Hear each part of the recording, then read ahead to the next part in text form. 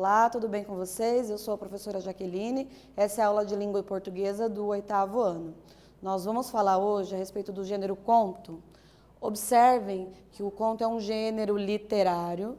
Nós vamos hoje ler um fragmento de um conto, vamos identificar o tema, finalidade, informações explícitas e implícitas e os elementos básicos da narrativa. Você sabe o que é um conto? Um conto é um texto curto. Ele é feito geralmente com um enredo reduzido. A história não é só uma história curta, mas é uma história em que os acontecimentos ocorrem rapidamente. Vamos observar aqui. É uma narrativa literária curta, com foco em um determinado acontecimento. Sua estrutura conta apenas com um conflito, que é o desafio que os personagens principais precisam resolver para atingir seus objetivos, e o qual gera um clímax, parte de maior intensidade na história e o desfecho. Possui poucos personagens, narrador, e os espaços ou cenários são limitados.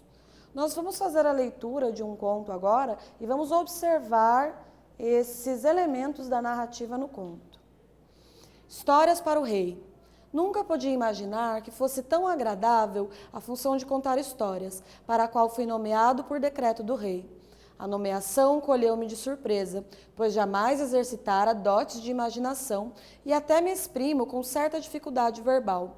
Mas bastou que o rei confiasse em mim para que as histórias me jorrassem da boca à maneira de água corrente. Nem careci inventá-las, inventavam-se a si mesmas. Este prazer durou 6 meses. Um dia, a rainha foi falar ao rei que eu estava exagerando. Contava tantas histórias que não havia tempo para apreciá-las e mesmo para ouvi-las. O rei, que julgava minha facúndia uma qualidade, passou a considerá-la defeito e ordenou que eu só contasse meia história por dia e descansasse aos domingos. Fiquei triste, pois não sabia inventar meia história. Minha insuficiência desagradou e fui substituído por um mudo que narra por meio de sinais e arranca os maiores aplausos. Nesse texto, pessoal, nós temos aqui um enredo bastante curto, contando aí a história de um rei que tinha um contador de histórias, e aí começou a se desagradar das histórias, e nós tivemos aquele desfecho. Observe. Releia, mas bastou que o rei confiasse em mim para que as histórias me jorrassem da boca à maneira de água corrente. A expressão destacada no fragmento poderia ser substituída por o à maneira de. Pode ser substituído pelo quê? Igual a, diferente de, com o gosto de. Pense um minutinho e nós já retornamos.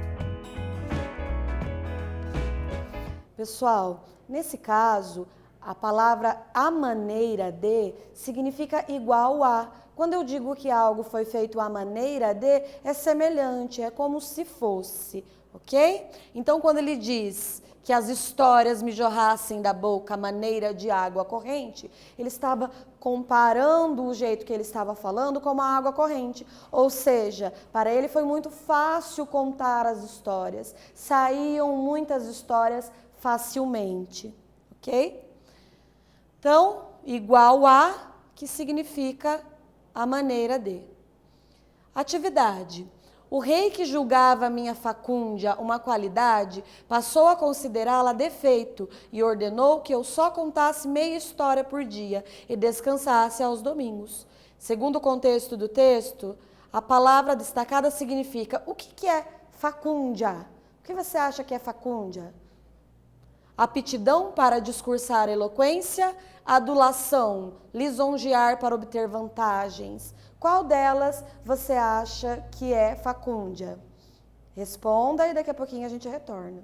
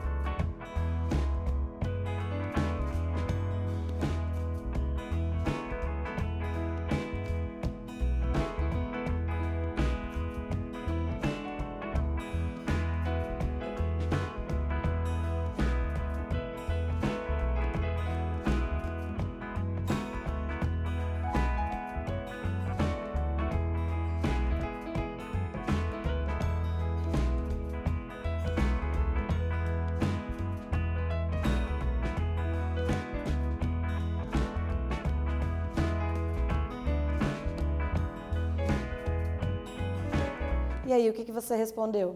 Vamos observar? Nesse caso, facúndia significa aptidão para discursar, eloquência. E aí, você já conhecia essa palavra? Você pode anotar essa palavra lá no seu caderno e começar a usá-la. Vamos observar aqui então. O narrador, ele pode aparecer de 3 formas. Ele pode ser um narrador personagem, ou seja, ele participa da história. Ele pode ser feito ali em primeira pessoa, que participa.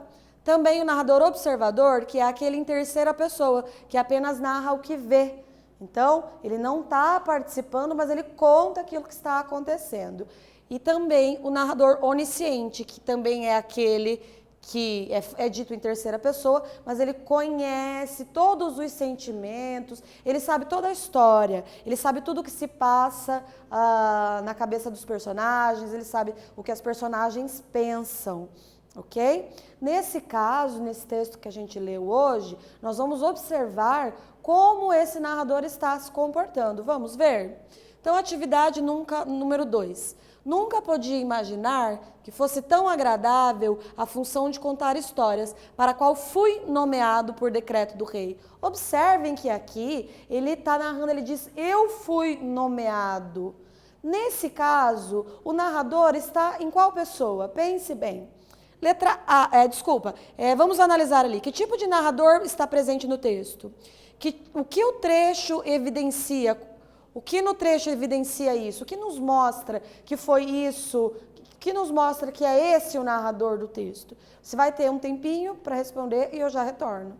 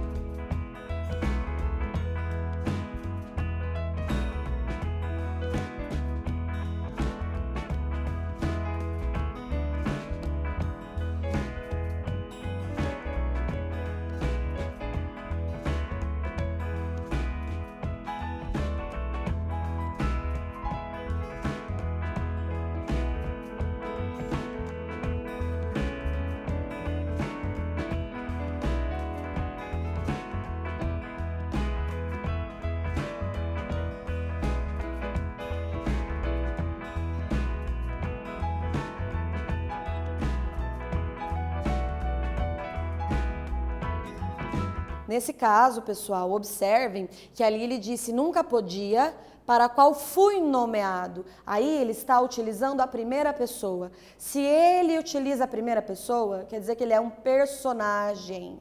Se ele fosse um narrador que não era personagem, ou observador, ou narrador onisciente, ele teria dito, nunca poderiam imaginar, ou para qual ele foi nomeado. Mas aqui, quem conta essa história é a própria pessoa, o narrador, que também é uma personagem, que era o contador de histórias do rei. Então, aqui nós temos o caso do narrador personagem. Então, o trecho que evidencia isso é o podia e fui, ou seja, ele participa da história, ele está dentro da história, por isso chamado de narrador personagem.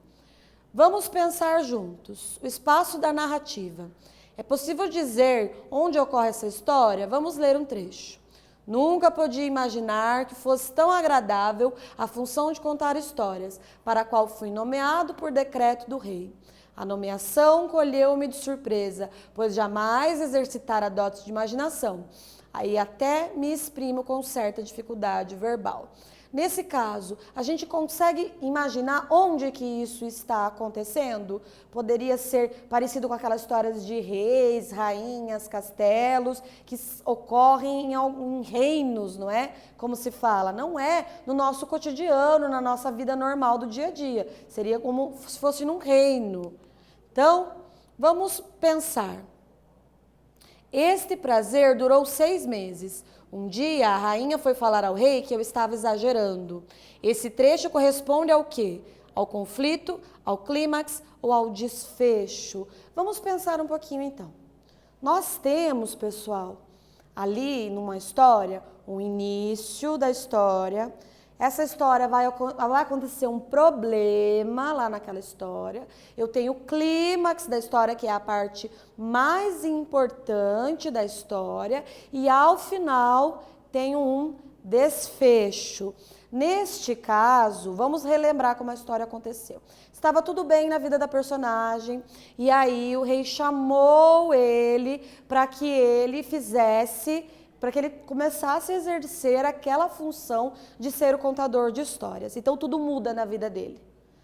Então, ele se descobre um grande contador de histórias, começa a ir lá trabalhar, só que a rainha começa a não gostar. Esse prazer durou 6 meses. Um dia a rainha foi falar ao rei que eu estava exagerando. E aí, quando a rainha falou ao rei que ele estava exagerando, o que acontece?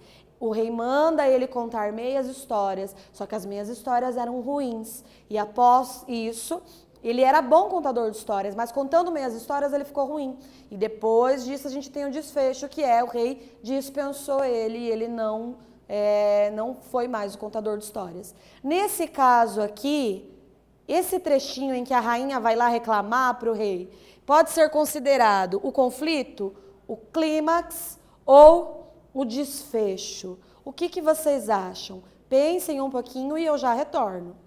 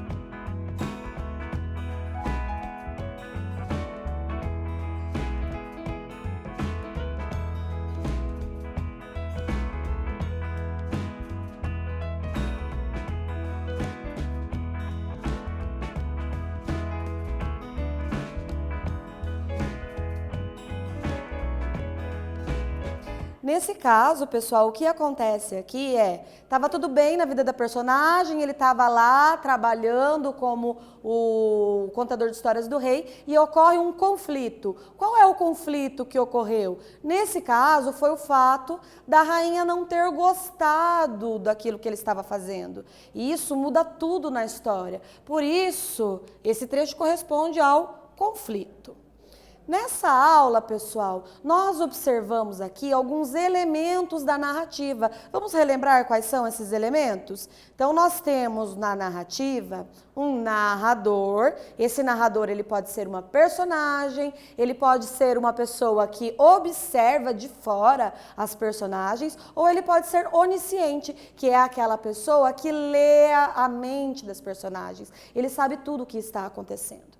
Também na narrativa nós temos o espaço, nós temos a frequentação, que é onde eles vão, nós temos as personagens, que são muito importantes. A gente precisa pensar também em quais são as personagens principais, quais são as personagens secundárias. Nós temos também o quando, o onde isso acontece. Então, numa narrativa, num conto, a gente precisa observar essas questões para conseguir compreender o que está escrito ali. Lembrando que o conto é um texto curto, o conto é um texto em que eu tenho um enredo reduzido, eu tenho uma frequentação reduzida, ou seja, não passa muito tempo, eles não saem daquele espaço. Nesse que nós lemos hoje, o rei, a história inteira se passa ali naquele micro lugar de acontecimento que é o castelo. Ele pode até não falar que era um castelo, mas a gente consegue imaginar e tudo acontece ali. Então eles não vão para outros lugares. Diferente, por exemplo, do romance. No romance eu tenho várias personagens, vários desenrolares, todos em torno de uma personagem principal. Na novela, por exemplo, você que, não sei se você assiste novela em casa, mas na novela eu tenho núcleos. Tem um núcleo principal, eu tenho os núcleos secundários e tudo vai ocorrendo ali em torno disso. No romance, não. No romance eu tenho um núcleo principal, tudo se desenrola em torno daquele núcleo principal. Os vários grupos de personagens se desenrolam em torno daquele núcleo principal. No conto, eu tenho apenas um núcleo. Eu tenho tudo em função daquele núcleo, tudo ocorre ali naquele espaço, tudo ocorre naquele recorte de tempo. Ele é um recorte da realidade. Na realidade não, um recorte ficcional, mas ele é um recorte ali ficcional, um recorte da história. Não é a metade da história, é uma história inteira. Talvez se o contador de histórias do rei tivesse aprendido a fazer contos, ele não teria ficado desempregado, porque o rei queria histórias mais curtas, não é? Então não precisa contar meia história. Você pode contar uma história inteira em um espaço reduzido, que é o caso que está acontecendo ali no conto. Então lembrando, o conto é só uma história curta? Não. Uma fábula pode ser curta. O conto é uma história em que eu tenho um núcleo, o enredo todo está em torno daquele núcleo, daquela personagem principal. Eu posso ter diferentes tipos de narradores ali. Posso ter um narrador que é personagem, eu posso ter um narrador que é observador, posso ter um narrador que é onisciente. Nós temos no Brasil grandes contistas. Machado de Assis, por exemplo, é um dos grandes contistas brasileiros e possui textos interessantíssimos. Pessoal, vamos observar o que nós fizemos na aula de hoje? Nós realizamos a leitura do texto literário do gênero conto, também identificamos informações implícitas, reconhecemos a significação de algumas expressões na construção do texto. Eu agradeço vocês pela aula de hoje e até mais!